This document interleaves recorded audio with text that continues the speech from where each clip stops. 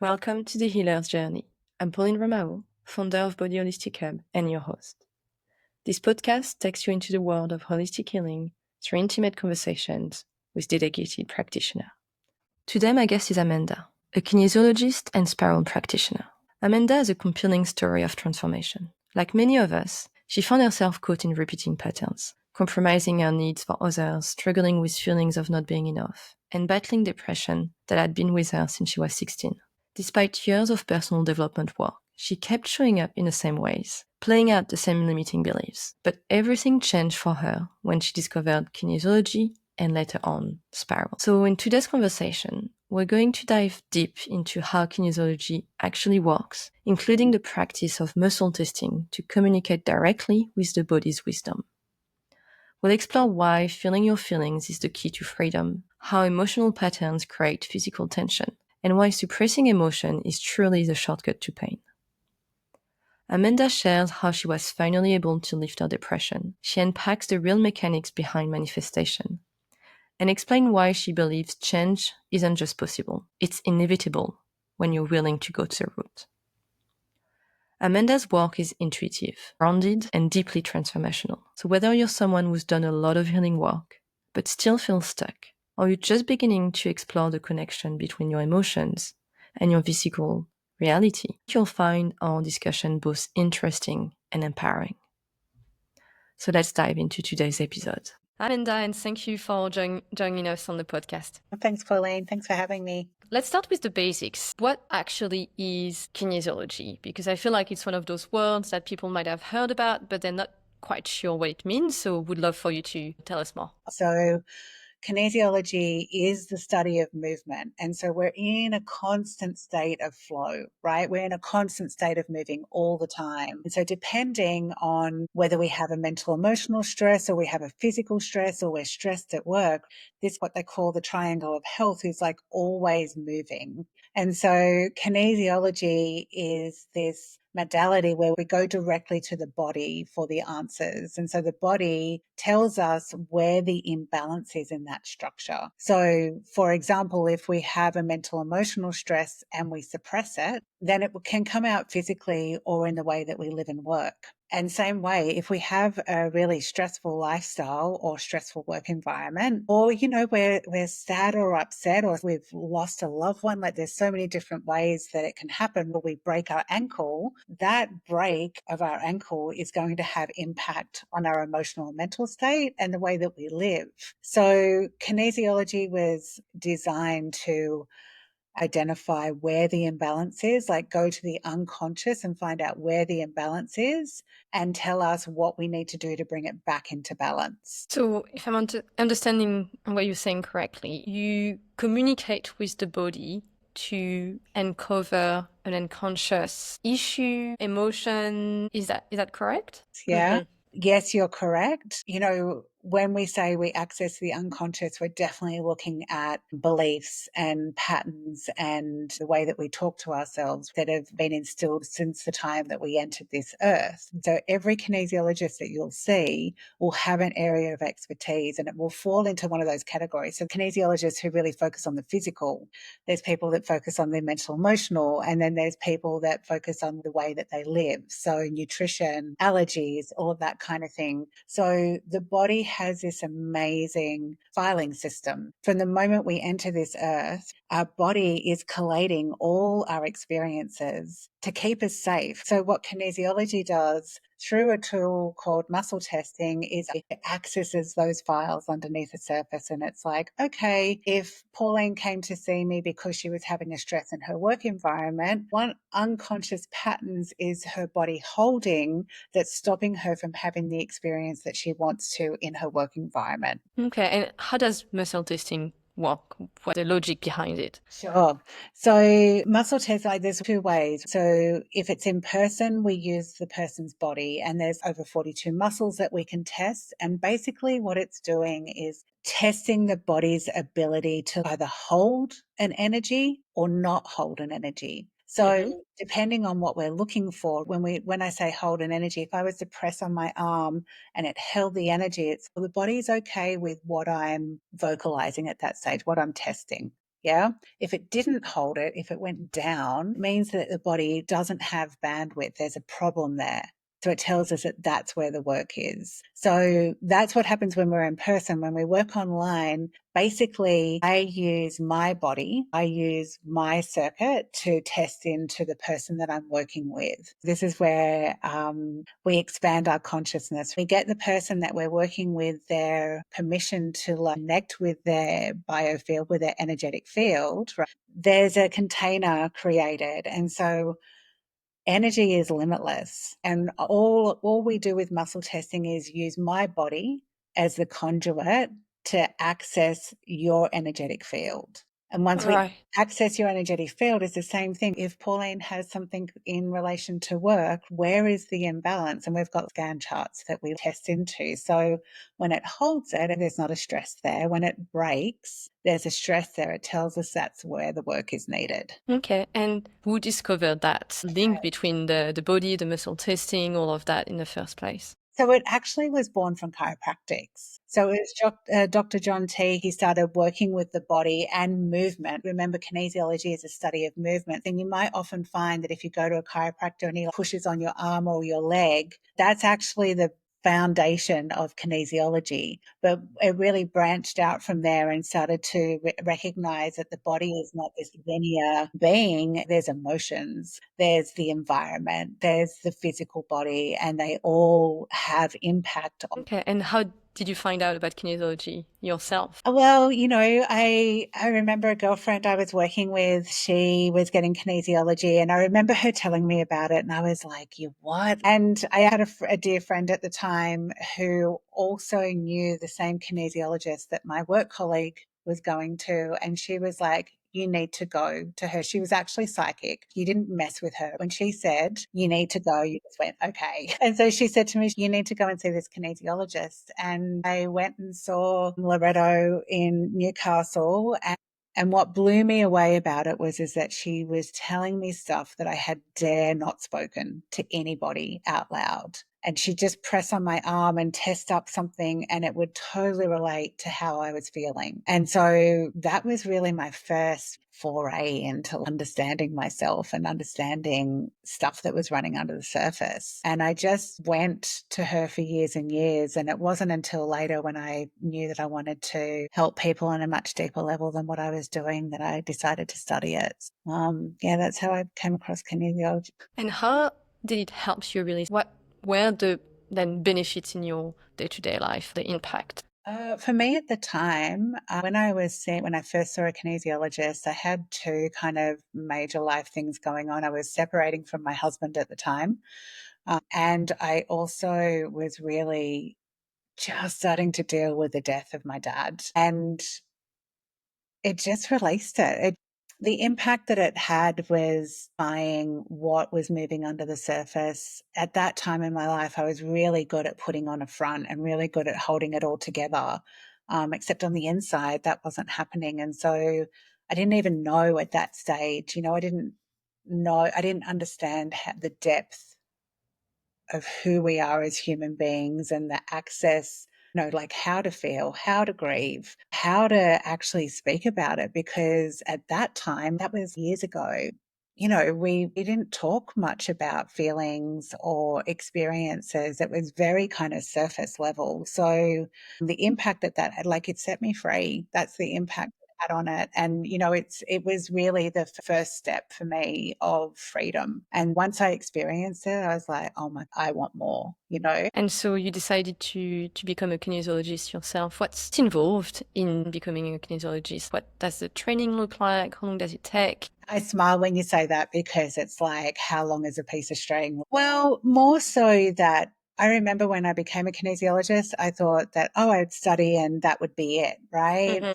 It isn't. You just keep studying. To do your Cert 4, which is the first step, is a year. And then I think the next full time for a year. Mhm. And it depends on the college that you go through. And then to go to your diploma, it's another full year. But there's just so much more to add to it. Like, that's the starting point. That's the building blocks. Yeah, but it's already quite long. I think, when it comes to holistic modalities, sometimes people think that there's not a lot of training or knowledge to have, but when we're listening to you, you did have to go through an extensive training to start with. And then, as you said, you had to continue learning and expand your toolbox as well. Absolutely. And, it's part of what I love. I really enjoy no 2 days being the same. With kinesiology, you're just adapting all the time to the person that comes, especially new people. You don't know until you're in front of them what's going to walk in your door.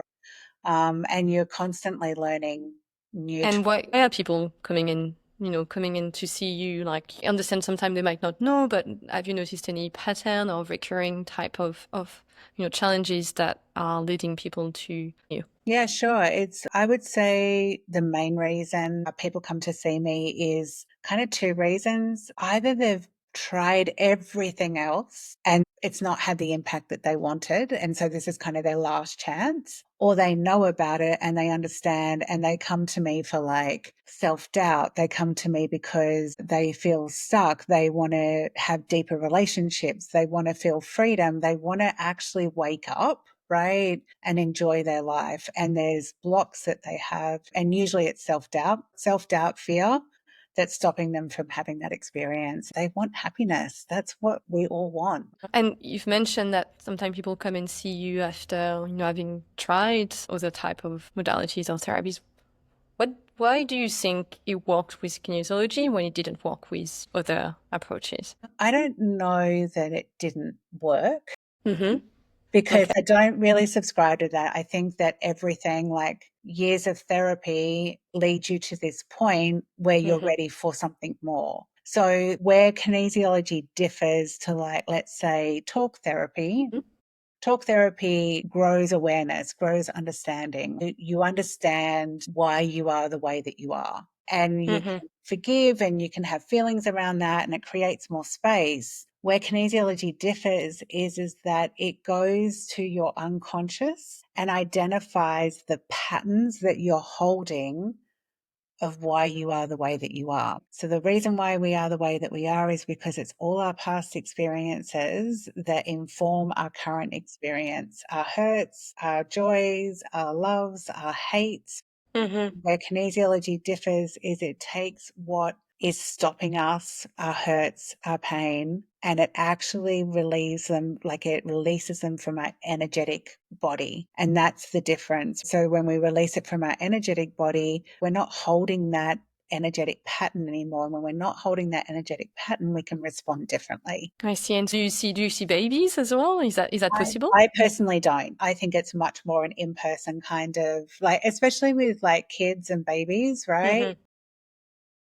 But yeah, there are kinesiologists out there that do it. And I have worked with kids in the past when I, was working face to face, but I don't do it anymore. Okay. My passion is like freeing women. That's my passion. And can you share a story about a woman in that case that you've worked with? Yeah, there's like so many. I think there's two women that come to mind, and both of them have had a different journey. So one in particular was leaving the corporate world and coming into the healing arts.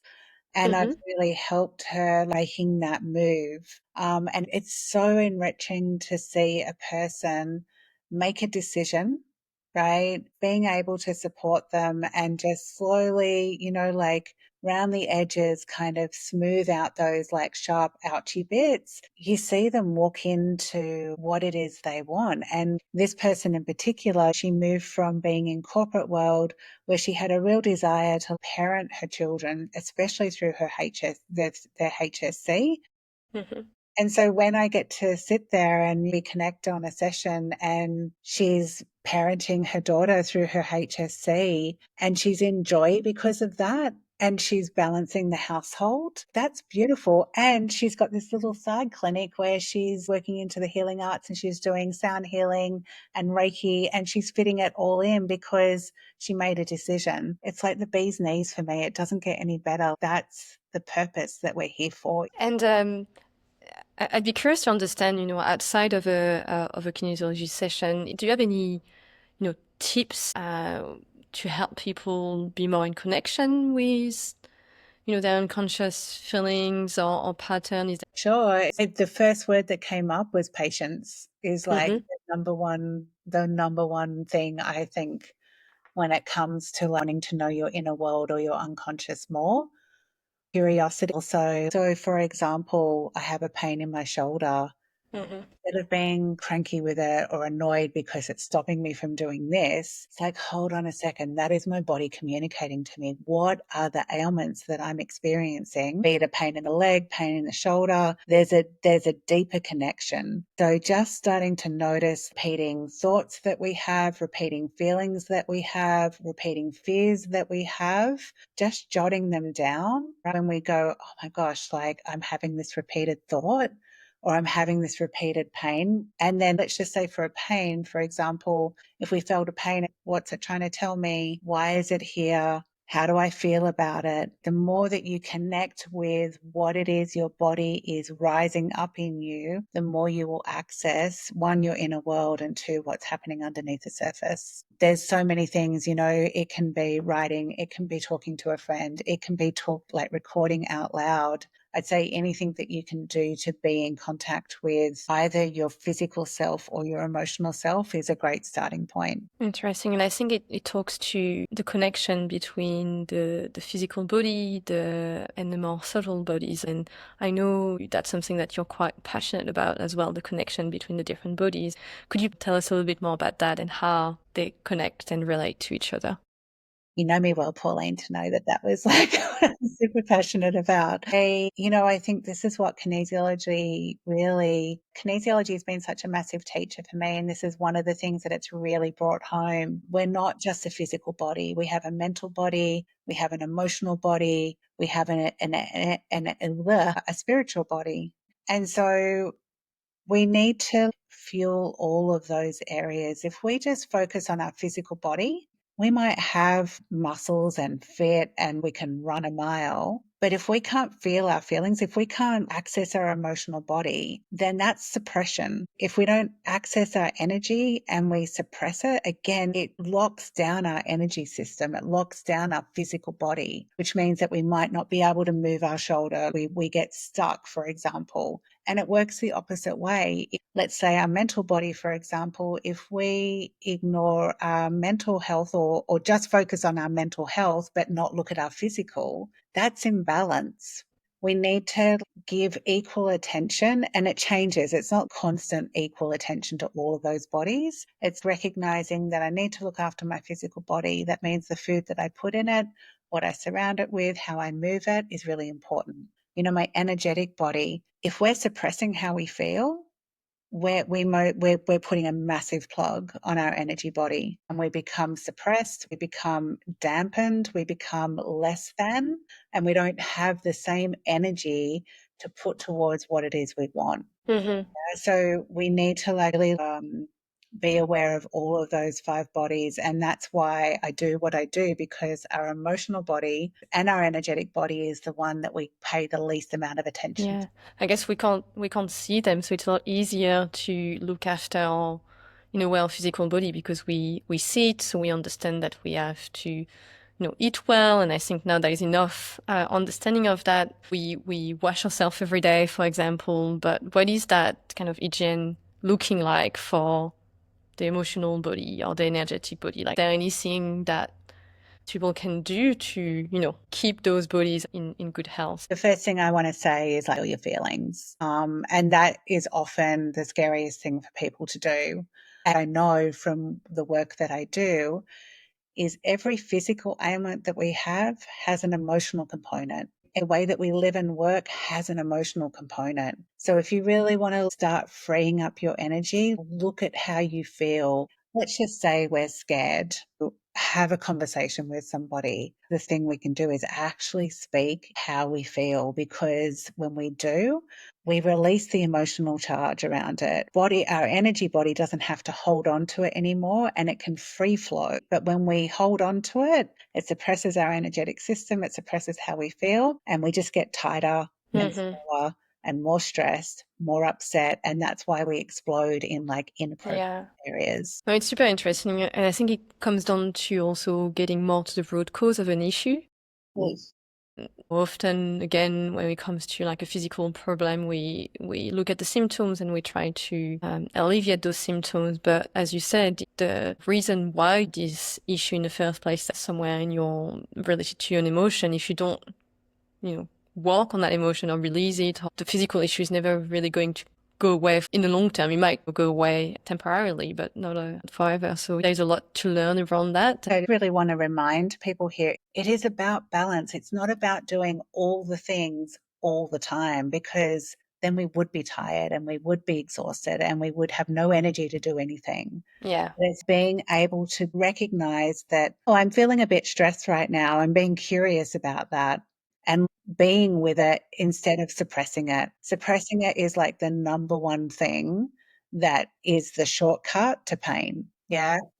And do you have any practice or tip or, that you could share, that people can start, trying today? Or I could answer it so many ways. For me personally, a morning and an evening ritual, whatever that is, my morning ritual can mean that I don't get out of bed for an hour. My morning ritual could be that I get up and I have a hot cup of something and I sit and watch the trees, or I reflect and I write and I check in with myself. But those like little sacred moments of checking in the morning and the evening, because when we get up, our brain is the most available to us. We've got like that clean slate almost. And of an evening, it's also super important. We've had like a full day. It's taking that moment to care for ourselves, of just going, oh, what do I need tonight? yeah, no, I love that. It's having that pause to connect with our inner self and understand what is it that we really want or need.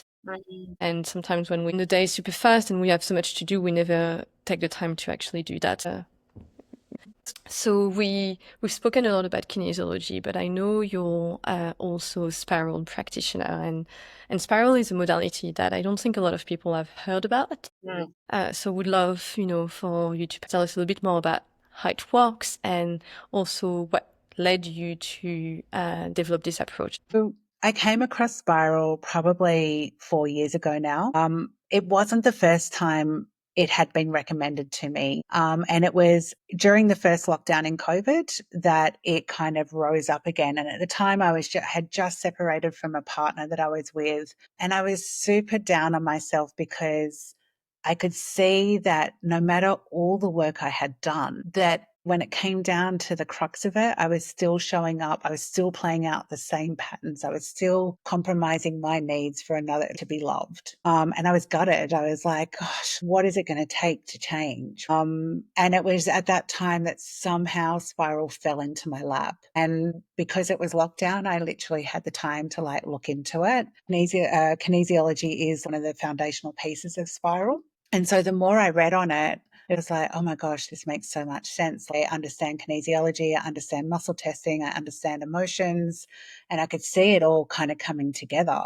And I just went, you know what? I've got the time now to explore this. And people had told me previous years, oh, you should check out the Spiral, you would love it. The other thing that happened is that the more I explored it, the more I found these testimonies of people going, this work is it. You come out a different person. It's like taking off a really tired old coat and putting on a brand new coat. And because of what I was going through at the time, it really piqued my interest. At that time, you had to go through the process before you did the training. And so I signed up to do my own personal spiral, and I made a promise to myself that if it really delivered the change that it promised, that I would study it.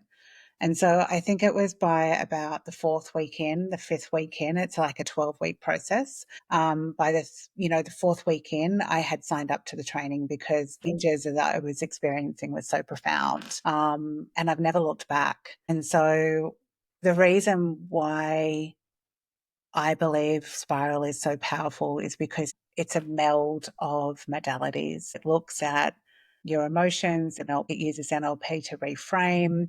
It looks at your conditioning to 22 core emotions. It works with the chakra system. It works with the traditional Chinese meridians. And it combines all of those to identify and release the patterning, the conditioning, the core conditioning we received as a child. And my experience, and every person I've taken through the spiral, is that they experience freedom. They experience true change. I've experienced it myself. The first time I went through spiral, I had done so much work where I was like, I know I'm enough. But every time I had that thought, my body would be in complete disagreement to it. It was like, no, you're not. It was this complete dissonance. It was like, it's not true. And it was only going through the first spiral that I was speaking with a girlfriend, and she's like, how is it? What impact is it having? And I remember I spoke to her about not feeling enough, and I waited for that feeling to come, the dissonance to come. And I was, oh my gosh,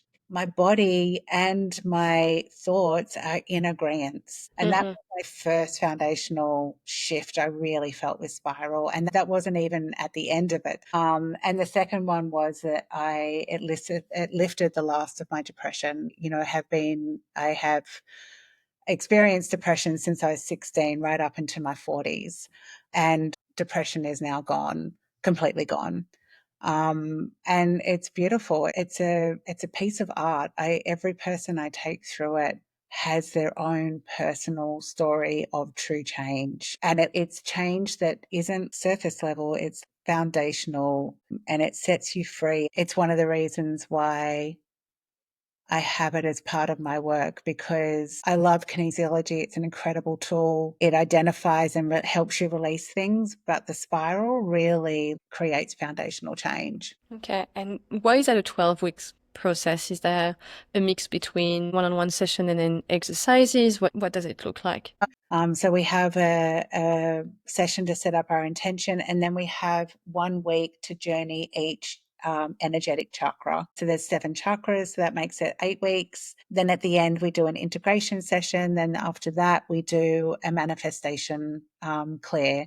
Because where we started and where we ended, when we strip our core conditioning, our worldview changes. So this new worldview, is that still in alignment with what you want to manifest? And if it's not, let's have a look at that and let's clear, what you're holding in relation to that. Interesting. I feel like the topic of manifestation is, something that we hear a lot about around like the law of attraction. And I think there's a lot of misunderstanding as well around it. Can you, from your own perspective, tell us more about how it works? What's what's the idea behind manifestation and why doing a emotional clear plays a part in doing it?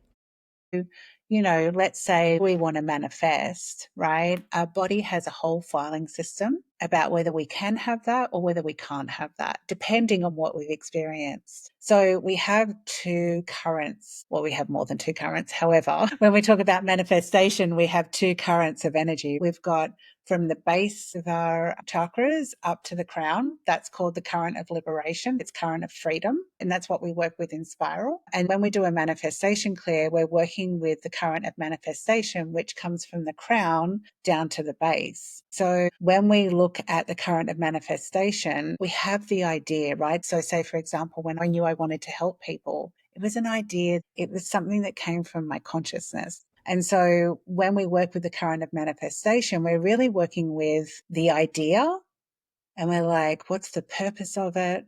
Then we bring it down to the third eye. We're like, what will we see when we have that experience? And we clear all our blockages. We get to the throat. What would we be saying when we have that reality, whatever we're trying to manifest? And again, we identify all your blockages at that energetic center and we clear them. And we keep working our way down to the heart. What would we be open to when we have that in our lives? When we get to the solar plexus, what will it look like? What goals would we have ticked off? What will we see that we've done or achieved when we have what it is we want? And we just keep working it down until we get down into the base and we ground it, we root it. We're like, right, these are the action steps that we need to take. We create safety. We need to have that rooted so that we can create. And we need to have the idea so that we can root it and grow it. And that's why we work with both currents of minute. Okay. And has this worked for you in the past? Have you been able to manifest an objective or an outcome? I know people who have wanted to manifest a property and they've got beliefs around it, that why they can or can't have it. And, it can be as simple as that. Myself, I do it around my work. Being a business owner, being an entrepreneur, doing it on my own, there's like lots of beliefs about doing it on my own. So when I'm looking to grow is when I use it. If I feel like I'm stuck and I'm not gaining traction, that's when I'll do a manifestation clear. Okay, and so that's something you can help people with during a one-on-one session. Limitless. We have an experience to relationships, to wealth, to what it is we want, to who it is we want to be. Right. And if we're not having the experience that we want to have, then there's information there to be harnessed or released. See, okay. We're pretty good at harnessing. Like we're pretty good at going, I want to have money. I want to have wealth. But when we're not having that experience, then there's like an energetic and emotional charge that's sitting underneath the surface that's inhibiting you from having that. That's what excites me. It's like each person I work with has their own set of like wants and desires and what's blocking them. And it's always unique. And that's what I love about kinesiology, because it's not me making an educated guess about what that person wants. We go to their body and identify where their block is and what they need to do to release it. Okay, and if someone's listening and is thinking, maybe that's something I would want to try, how would they know if it's a good fit for them? And why would they choose kinesiology and not another type of therapies or modality? Our intuition is strong. What makes it stronger is when we listen to it. So, for example, if you're listening to this and you're like, oh my gosh, like it piques your interest, like reach out. You've got nothing to lose. That's how everything works. It's like when you've got a sore back and somebody goes, oh, I need to go to the chiro. And they go, oh, try this guy, try this guy. And then all of a sudden they go, oh, what about this person? You're like, I like them.